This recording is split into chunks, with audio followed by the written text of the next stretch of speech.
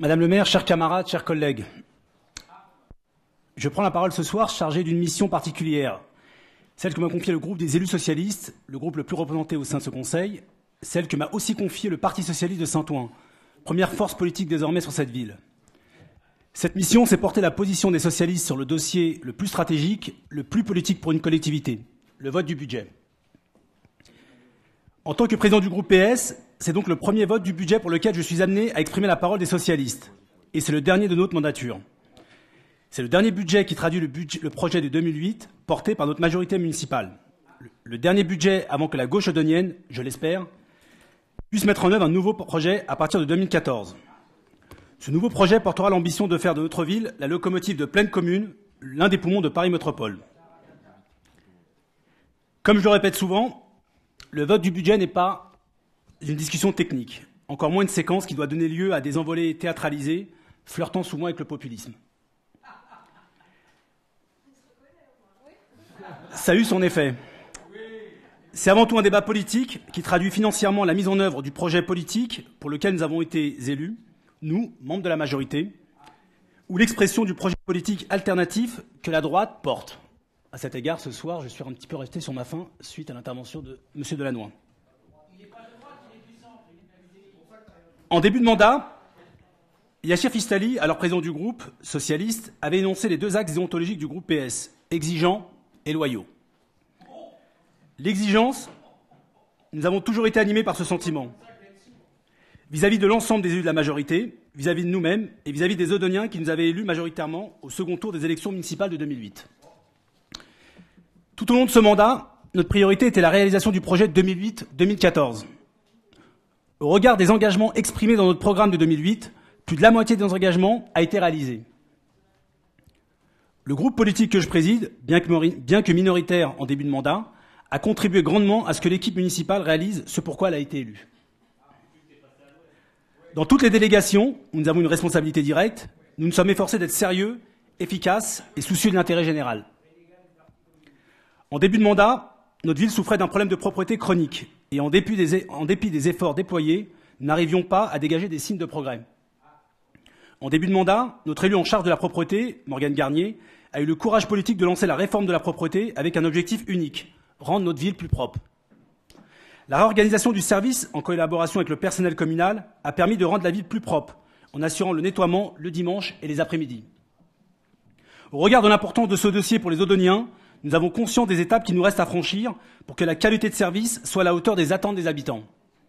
C'est pourquoi nous continuerons à nous battre pour que tous les moyens soient mis à disposition par pleine commune, pour que Saint-Ouen soit une ville exemplaire en matière de propreté. Nous mettrons l'accent sur la répression en verbalisant de façon exemplaire les dépôts sauvages. À ce titre, comme je l'ai évoqué à plusieurs reprises, nous comptons grandement sur la mise en place des caméras de vidéosurveillance qui figurent pour la première fois dans le budget 2013. Éduquer. Toujours éduquer. Nous militons fortement pour un programme de prévention massif dans nos écoles. Car le respect de l'espace public, comme le civisme, le respect, la morale, cela s'acquiert dès le plus jeune âge. La réforme des rythmes scolaires pourra être l'occasion de renforcer cette politique. En 2008, Saint-Ouen a rencontré un problème structurel de place en crèche. Notre modèle généreux hérité des années 70 n'arrivait plus à répondre à la croissance considérable de demandes, générant un phénomène de blocage pour l'intégration professionnelle des jeunes parents. Sophie Jacot, en charge de ce dossier, a su, au cours de ce mandat, insuffler une nouvelle dynamique pour pallier la pénurie des places en crèche, en réfléchissant sur la diversification des modes de garde, en augmentant le nombre des assistantes maternelles et surtout en développant d'autres partenariats qui ont permis l'essor de nouveaux types de crèches, comme la crèche parentale des microdoniens ou la crèche Babylou. La petite enfance, au regard des enjeux démographiques et sociologiques des 20 prochaines années, sera une des principales priorités politiques. Nous saurons nous donner tous les moyens pour que la ville puisse apporter aux jeunes parents des solutions de garde et satisfaire le maximum de demandes. Notre ligne politique a été et sera de toujours apporter un service public de qualité, en améliorant le retour sur investissement social des équipements sportifs, dans la continuité de ce que j'avais initié entre 2001 et 2008 lorsque j'étais élu au sport. C'est dans cet état d'esprit que notre conseiller municipal en charge de la politique des sports, Henri Le Lorrain, a géré le secteur des sports. La réalisation des nouveaux équipements, comme les 2 pelouses synthétiques et la rénovation des 3 terrains de proximité, ont permis d'augmenter la qualité de nos équipements tout en baissant les coûts de fonctionnement. Ces décisions sont toujours prises en intégrant la population dans la décision, en profitant des comités des AG que j'avais lancés en 2001 pour consulter et décider de façon la plus collégiale. La concertation, la coélaboration dans le sport, comme pour le monde éducatif, ce n'est pas un principe politique, une réalité pour les élus socialistes. C'est aussi et toujours pour éviter d'être confrontés à des travaux abyssaux que nous avons soutenu notre élu au sport dans sa décision de lancer des travaux d'innovation de la piscine lors de ce mandat. J'ai un problème de micro. C'est bon ? Ok, merci. Cet équipement, construit à la fin des années 90 et inauguré en 2002, avait connu des erreurs structurelles de fabrication qui auraient pu coûter très cher si nous n'avions pas réagi comme nous l'avons fait. Le centre nautique Auguste Delaune, contrairement à ce qui a été dit, est l'un des équipements les plus utilisés par les Dodoniens, avec la médiathèque. Il en demeure une des grandes réussites des 10 dernières années en matière d'équipement public. Nous en sommes fiers, car les Dodoniens ont le droit d'exiger non pas des bons équipements, mais les meilleurs équipements pour leur quotidien, pour leurs enfants, pour leurs parents. Nous regrettons que le maire ait refusé tout au long de ce mandat, malgré nos demandes répétées, de lancer un débat démocratique sur l'avenir du Stade Boer et du Red Star Football Club. Ce qui nous aurait permis de dégager une feuille de route transparente et ambitieuse sur l'avenir urbanistique du quartier Michelet-Boer. Ce débat aurait permis à la majorité de se positionner clairement sur la place qu'on donne au sport professionnel dans notre ville. Nous regrettons aussi que le maire ait pris explicitement position en faveur d'un stade au DOC, à l'instar de la droite locale et de William Delannoy, sans aucune concertation préalable, sans intégrer toutes les parties concernées comme les supporters. Cette concertation, nous la demandons depuis plusieurs années, et si elle devait arriver, nous regrettons qu'elle soit lancée en fin de mandat. Cela aurait été plus efficace pour les Dodoniens que ce soit la maire qui porta ce dossier et pas la maire candidate. Le quartier Michelet-Boer, c'est le stade, mais aussi les puces. C'est l'implication de Paul Macedo sur le dossier des puces qui a conduit notre groupe à proposer l'usage de la vidéosurveillance pour améliorer la sécurité des commerces dans ce quartier, dont nous nous sommes évertués à valoriser le caractère patrimonial. La délégation menée par Dominique Garcia lors de ce mandat a concouru grandement à cette mission. Valoriser le patrimoine dodonien pour le rayonnement de notre ville, pour l'intérêt général, c'est ce sentiment permanent qui nous a portés en gérant la vie associative. Au travers de la délégation de Moustapha Krima, nous avons voulu revitaliser la culture associative qui a caractérisé l'histoire de notre ville.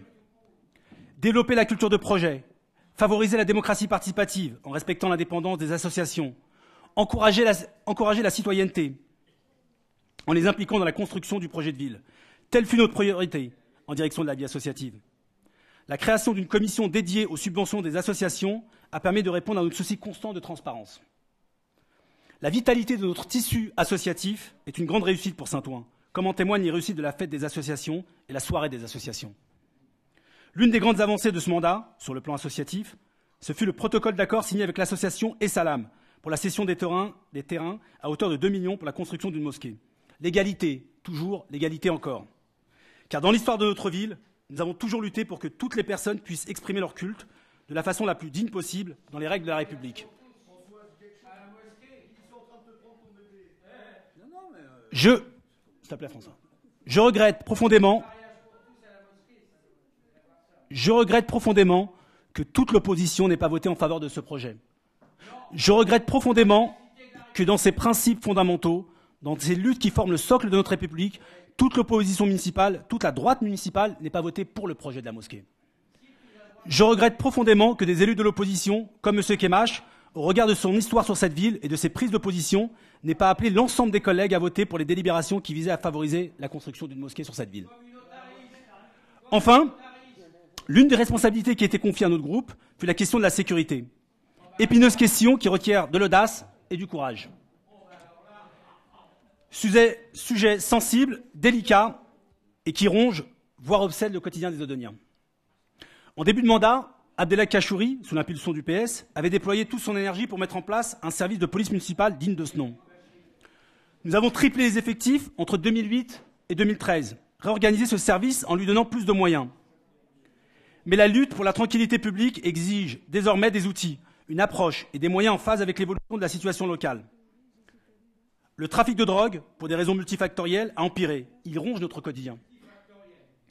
C'est la raison pour laquelle, au lendemain de son élection, notre député Bruno Leroux, président du groupe PS à l'Assemblée, a œuvré auprès du ministre de l'Intérieur Manuel Valls pour que Saint-Ouen soit tout de suite une première ville à bénéficier du dispositif de zone de sécurité prioritaire. Très vite, nous avons pu bénéficier de plus d'effectifs de police et pallier ainsi l'inique héritage du président Sarkozy qui voulait qu'une ville comme Neuilly bénéficiait de 2 fois plus de policiers au mètre carré que dans une ville comme la nôtre. Pas une semaine ne passe sans que Madame le maire rencontre le préfet dans le cadre de ce dispositif. Pas une semaine ne passe sans que Madame le maire participe à des actions dans le cadre du dispositif ZSP, qui prennent une place croissante dans le journal municipal. En tant que président du groupe socialiste, je tenais à remercier Madame le maire pour avoir utilisé ce dispositif inauguré par Manuel Valls et Bruno Leroux. C'est un signe positif en faveur du gouvernement.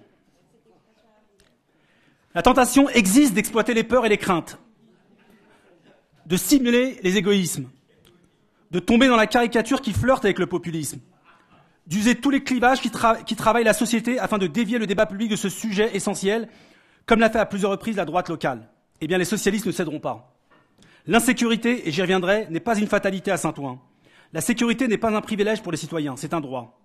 Et lorsque ce droit fondamental est bafoué, ce sont les politiques qui doivent se donner les moyens de rétablir ce droit, pas les associations, encore moins les citoyens.